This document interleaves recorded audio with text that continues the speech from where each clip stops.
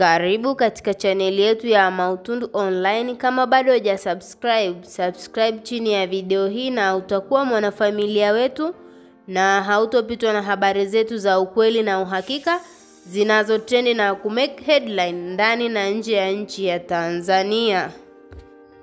Sakata la msanii Yammy pamoja na msanii Nandy limeweza kumfikia mwanakaka Juma Lokole, na Juma Lokole ameweza kuliweka hilo wazi katika mitandao ya kijamii na hata katika kipindi chake cha Wasafi FM aliweza kuzungumza baadhi ya maneno na kuonyesha ni jinsi gani amekwazika na kitendo cha Nandy kumfanyia Yammy.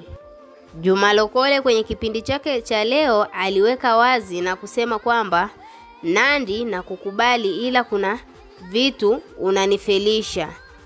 Akiwa kama Juma Lokole ndo aliweza kusema hivyo na baadhi ya maneno mengine mimi nimenukuu kidogo. Na sakata hili lilianza pale ambapo Yammy aliweza kumpigia bosi wake wa zamani ambaye ni Nandy simu ili aweze kuja kujumuika naye katika uzinduzi wake wa nyimbo yake mpya ambayo inajulikana kwa jina la Raha. Na msanii Nandy hakuweza kupokea simu yake, na vile vile Nandy tunaweza kusema alichukulia kama ni kitu simple au aliignore kwa sababu zake za kimsingi. Hakuna anayejua kwa sababu mpaka sasa hivi hajaweza kufunguka chochote katika mitandao ya kijamii ni yapi alimsibu asiweze kupokea simu ya mwanadada Yammy.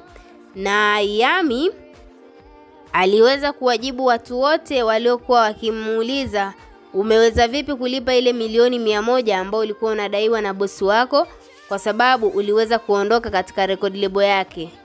Yammy aliwajibu kwa kusema kwamba ameweza kupata msamaria mwema ambaye aliweza kumfadhili hiyo pesa na akaweza kulipa, na alimshukuru kwa kiasi kikubwa kwa sababu aliposti baadhi ya posti na kusema alhamdulillah, nimeweza kuepukana na hili janga zito na namshukuru Mungu ninaweza kufanya kazi mimi kama mimi Yammy, na naamini kazi yangu itaenda kuwa nzuri. Na baadaye ameweza kutoa hichi kichupa chake kipya kinajulikana kwa jina la Raha, na jambo hili limeweza kuwafanya mashabiki wa Nandy waweze kumuona Nandy sio mtu mzuri. Kwa sababu ni kwa nini hakuweza kupokea simu za mwanadada Yammy, na vile vile ni kwa nini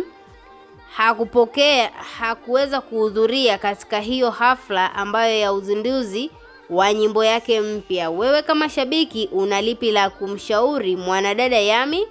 Tuachie maoni yako ndani ya comment section, na vile vile usisahau kusubscribe, kulike na kuturn on notification.